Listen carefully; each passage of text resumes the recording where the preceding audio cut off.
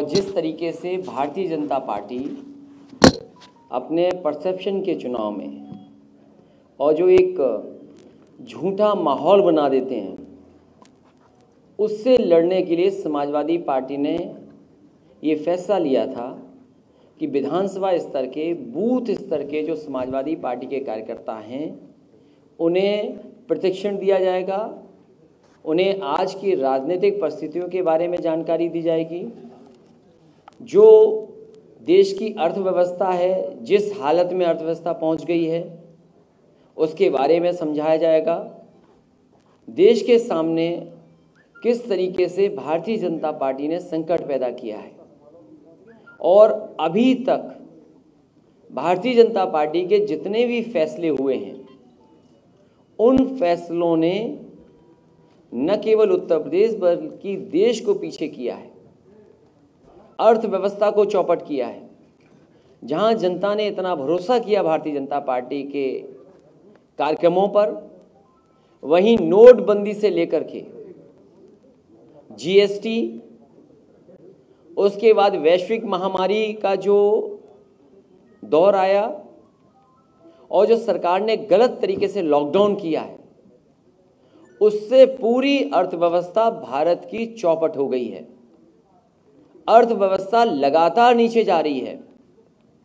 सरकार के पास अर्थव्यवस्था को ठीक करने के लिए कोई रास्ता नहीं है और फिर ऊपर से जो महंगाई की जा रही है, इस महंगाई के कारण जो गरीबों पर, मध्यम वर्ग पर, किसान पर, छात्र, नौजवान, युवाओं पर जो असर पड़ रहा है, उसकी कल्पना नहीं की जा सकती। अब अर्थव्यवस्था डूबेगी, आगे नहीं निकल पाएगी। जहां ये भारतीय जनता पार्टी के दावा करते हैं कि हम दुनिया में विश्व गुरु बन जाएंगे, मैं उन्हीं से जानना चाहता हूं, दुनिया का कौन सा देश होगा जो अपने किसानों को इस तरीके से अपमानित करेगा? दुनिया का हमें एक देश बता दीजिए जो अपने अन्नदाताओं को आतंकवादी कहता हो। दुनिया की जो सबसे बड़ी अर्थव्यवस्था है, जो फौज के मामले में भी सबसे ताकतवर है, अमेरिका जैसा देश भी अपने किसानों की मदद करता है। मैं वही जानना चाहता हूं भारतीय जनता पार्टी से, अगर दुनिया में अपनी अर्थव्यवस्था का मुकाबला करना चाहते हैं तो जो सबसे महत्वपूर्ण कड़ी है अर्थव्यवस्था को बेहतर करने की, जो हमारे किसान हैं, एग्रीकल्चर सेक्टर है, उसके लिए जो 3 कानून लाए हैं, ये डेथ वारंट है किसानों के लिए और कहीं ना कहीं सोची समझी चाल है और एक स्ट्रेटजी के तहत, एक बड़ी सोची समझी रणनीति के तहत ये सरकार किसानों को पहले बर्बाद करना चाहती है और उसके बाद किसानों की खेती पर कब्जा करना चाहती है और पूरा का पूरा कंट्रोल कुछ लोगों के हाथ में देना चाहते हैं। अगर यही व्यवस्था रही तो हमारा किसान, हमारा गरीब, हमारा नौजवान, हमारा व्यापारी, उसके सामने भविष्य नहीं दिखाई देता। जितने भी फैसले लिए हैं, नोटबंदी में कहा कि काला धन आ जाएगा, हमारी अर्थव्यवस्था अच्छी पटरी पे आ जाएगी, भ्रष्टाचार खत्म हो जाएगा, वो फैसला तब लिया था, उसमें लोगों की जान गई। मैं जानना चाहता हूं कि कितनी अर्थव्यवस्था उसकी वजह से बेहतर हुई है और कितना भ्रष्टाचार खत्म हो गया। और जीएसटी जिस तरह लागू हुआ, आज़ादी का जैसे जश्न मना था, उसी तरह जीएसटी जैसा कानून लागू किया गया और जीएसटी कानून लागू होते ही हमारा छोटा दुकानदार, छोटा व्यापारी और जितना भी भारत का मध्यम वर्ग का उद्योग चलाने वाले लोग हैं, उनके ऊपर संकट पैदा हुआ। न जाने कितनी बार संशोधन करना पड़ा, आज भी जीएसटी का सरलीकरण नहीं कर पाए। और उसके बाद जो वैश्विक महामारी आई, उस समय जो फैसला लिया गया, दुनिया में शायद ही कोई ऐसा देश होगा कि इतनी बेरहमी से फैसला लिया गया हो। लोग जो कुछ था उनके पास, अपना सामान लेकर के घर से निकल पड़े, जो कुछ उनके पास साधन था उससे निकल पड़े और चलते चलते लोगों ने जान दे दी। उत्तर प्रदेश में ही अकेले 90 लोगों की जान गई है, मजदूर जो घर नहीं पहुंच पाए। सरकार ने कोई मदद नहीं की, न खाने का इंतजाम किया जब इंतजाम की जरूरत थी, और न ही उन परिवारों की मदद की जिनके मजदूर जो दूसरी जगह हमारे देश की सेवा कर रहे थे, उनकी जान चली गई।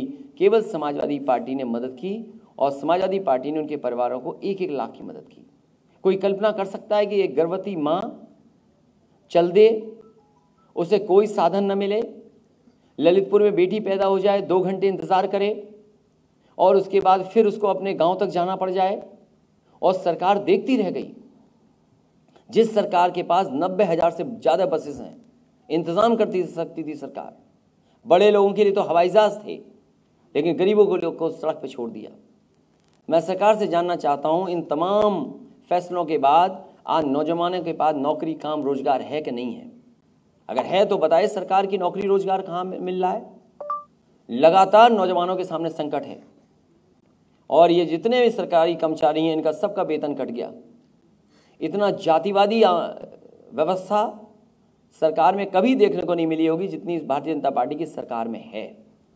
और फिर विकास के नाम पर समाजवादियों ने तो बहुत काम कर करके दिखाया है। अगर मथुरा का देखें, आपका हरदोआगंज का देखें, अलीगढ़ के काम देखें, हाथरस के देखें, समाजवादियों ने जो बड़े बड़े इंफ्रास्ट्रक्चर के काम थे उनको कर करके दिखाया। अगर हाईवे बनाना पड़ा होगा तो एक्सप्रेसवे बनाए हैं। जिलों मुख्यालयों को 4 लेन से जोड़ने का काम किया। मथुरा, वृंदावन, बरसाना, गोवर्धन, इधर आप देख सकते हैं जो समाजवादी सरकार में 4 लेन बने हैं। इसी तरह टप्पल से अलीगढ़ को जोड़ने वाला 4 लेन बना है और भी कई एक्सप्रेसवे बने हैं। हरदोआगंज का 660 सुपर क्रिटिकल प्लांट थर्मल का अगर किसी सरकार में लगाए तो समाजवादी सरकार में लगाए। बहुत दूर नहीं, एटा में ही 3x660 super critical thermal plant लग रहा है। आपका ललितपुर में लगवाया 3x660 सुपर क्रिटिकल प्लांट। ये 2-2 हज़ार मेगावाट के हैं और इतनी पर्याप्त बिजली बनाई है कि आने वाले समय में उत्तर प्रदेश में बिजली बनाने की आवश्यकता नहीं होगी। मैं भारतीय जनता पार्टी के लोगों से जानना चाहता हूं, हालांकि हमारे मुख्यमंत्री जी के मुंह से कभी आपने नहीं सुना होगा कि सुपर क्रिटिकल प्लांट भी होता है, 660 सुपर क्रिटिकल प्लांट होता है। अगर एक भी कोयले से बनने वाली बिजली 1 मेगावाट भी ऐड किया हो तो बता दे हमें सरकार। ट्रांसमिशन लाइंस में बड़े काम किए हो तो बता दे सरकार। सब स्टेशंस को बनाने में काम किया हो तो बता दें। डिस्ट्रीब्यूशन में जो काम हो रहा हो तो वो बता दें। केवल एक काम किया है, लगातार बिजली के बिल बढ़ाए हैं और इतनी बिजली महंगी हो गई है कि अब उत्तर प्रदेश में कोई इन्वेस्टमेंट करने नहीं आएगा और अगर इन्वेस्टमेंट कर भी देगा तो शायद वो कारोबार नहीं चलेगा। वो दूसरे प्रदेश से बनने वाले सामान या जो उत्पादन हो रहा है उससे मुकाबला नहीं कर पाएगा। जो कुछ समाजवादी पार्टी कर सकती थी अपने समय में किया। मैं तमाम ऐसे योजनाएं हैं जो आपको भी मैंने बांट दी हैं। अगर आप चाहें तो समाजवादी पार्टी के हम लोग फिर बता सकते हैं आपको। कई 100 करोड़ उत्तर प्रदेश की सरकार जो समाजवादी पार्टी थी, मथुरा वृंदावन के लिए काम दिया है। वृंदावन में सड़कें कैसे बेहतर हों, स्ट्रीट लाइटिंग कैसे बेहतर हो, LED लाइटिंग कैसे हो, अगर साइकिल ट्रैक भी बनाना पड़ा तो वो बनाया। और जो आपके कई उलझे हुए काम थे उन कामों को भी ठीक करने का काम समाजवादी लोगों ने किया। बहुत सारे काम हैं। गोवर्धन का जितना सुंदरीकरण हो सकता था वो किया। मुझे खुशी है इस बात की कि हमारे साथ विनीत नारायण जी बैठे हैं और सबसे पहले मथुरा वृंदावन के लिए अगर कोई प्रस्ताव लेकर के आया था जो मथुरा वृंदावन से लगाव रखते हैं तो वो विनीत नारायण जी हैं।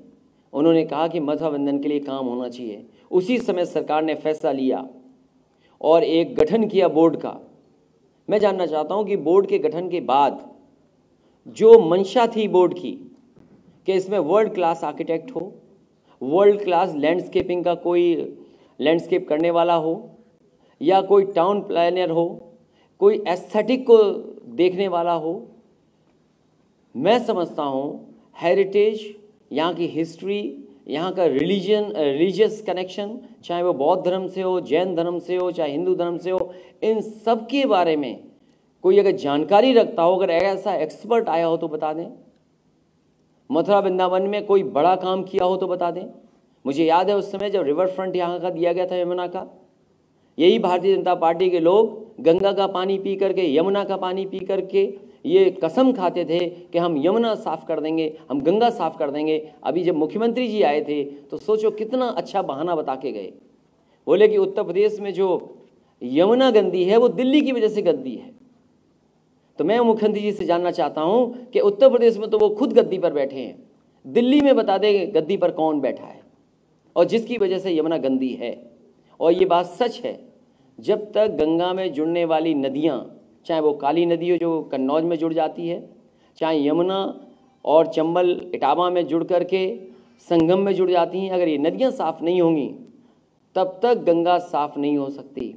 और ये यमुना को लेकर के न जाने कितना आंदोलन हुआ। मुझे वो समय याद है कि जिस समय हमारी पार्टी के सदस्य हमारे बगल में बैठे, इन्होंने सुझाव दिया था कि अगर गंगा का पानी जोड़ दिया जाए यमुना में, और बहुत साधारण तरीके से जोड़ा जा सकता है, वो काम शुरू हो गया था और शुरू हो जाता सरकार में, बैराज भी बन जाता। लेकिन इस सरकार के जाने के बाद जितने भी प्रस्तावित कार्यक्रम थे, योजनाएं थीं, वो सब ठप कर दी। रिवर फ्रंट शानदार बन जाता, वो ख़त्म कर दिया। तो ये सरकार है विनाश करने वाली, विकास करने वाली नहीं है सरकार। इतना असत्य बोलने वाली कोई सरकार आज तक उत्तर प्रदेश में नहीं आई होगी जितना ये भारतीय जनता पार्टी की है। इनका एक ही काम है, नाम बदलो, रंग बदलो। हम तो कहेंगे कि लखनऊ में जिस नाम से जाओगे ज़रूरी नहीं कि उसी नाम से लखनऊ से वापस आ जाओ आप। ये जो ठोको नीति चल रही है, ये ठोको नीति का असर देखिए कि पहले तो बिजली का मीटर ठोक दिया और मीटर जब ठोक गया तो उसके बाद बिल ठोक दिया, और कितना बिल ठोका है वो आपसे बेहतर कोई नहीं जानता होगा। और जितनी महंगाई की मार है, अब जनता ने मन बना लिया है कि इस चुनाव में भाजपा को करेंगे बाहर। ये डीजल पेट्रोल जो महंगा हो रहा है, मैं जानना चाहता हूं भारतीय जनता पार्टी से कि डीजल पेट्रोल के महंगाई के बाद ये आखिरकार मुनाफा किसके लिए जा रहा है? ये जो मुनाफा हो रहा है कंपनियों को, ये मुनाफा किस लिए इस्तेमाल हो रहा है और किसके लिए इस्तेमाल हो रहा है? बैंकें डूब रही हैं।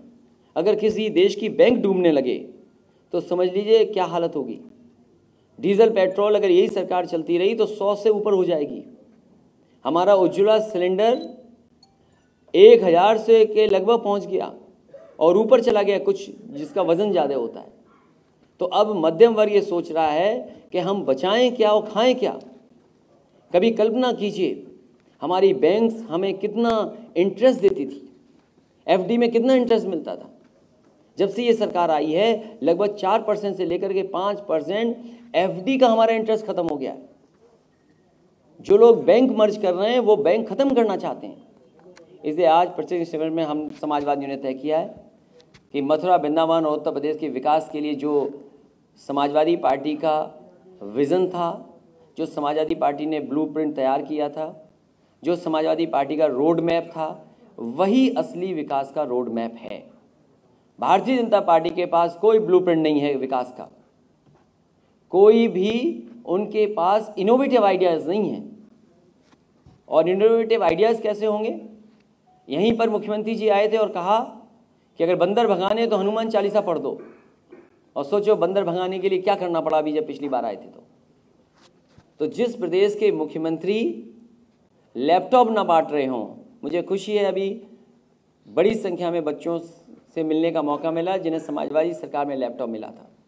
मैंने कहा उन्हीं बच्चों से कि बच्चों को लैपटॉप इसलिए नहीं मिल रहा है क्योंकि हमारे उत्तर प्रदेश के मुख्यमंत्री लैपटॉप चलाना नहीं जानते, और अगर वो लैपटॉप चलाना जानते होते तो शायद वो अपने संकल्प पत्र को पढ़ते, उसके पन्ने पलटते तो लैपटॉप भी मिलता और डेटा जो फ्री मिलने का वादा किया था वो भी मिलता। आजकल मैं देख रहा हूँ बहुत झूठ बोला जा रहा है, नौकरी को लेकर के झूठ बोला जा रहा है।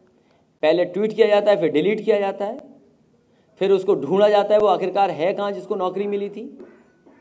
तो सोचिए बड़ी बड़ी होर्डिंग लगी हैं कि कितने मेडिकल कॉलेज बनाए हैं, एक्सप्रेस वे बनाए हैं 4 और 5। और सच्चाई ये है कि भारतीय जनता पार्टी उद्घाटन का उद्घाटन कर रही है, शिलान्यास का शिलान्यास कर रही है, एमओयू का एमओयू कर रही है। अभी तक अपना कोई नया काम भारतीय जनता पार्टी सरकार नहीं कर पाई है और 4 साल पूरे होने जा रहे हैं। किसी को धान की कीमत मिली हो तो बता दे। इसलिए जनता ने मन बनाया है कि इस बार भारतीय जनता पार्टी की सरकार उत्तर प्रदेश से जाने वाली है और प्रतिनिधि शिविर के माध्यम से समाजवादी पार्टी के कार्यकर्ता तैयार हैं। इस बार इनसे हिसाब किताब होगा वोट का।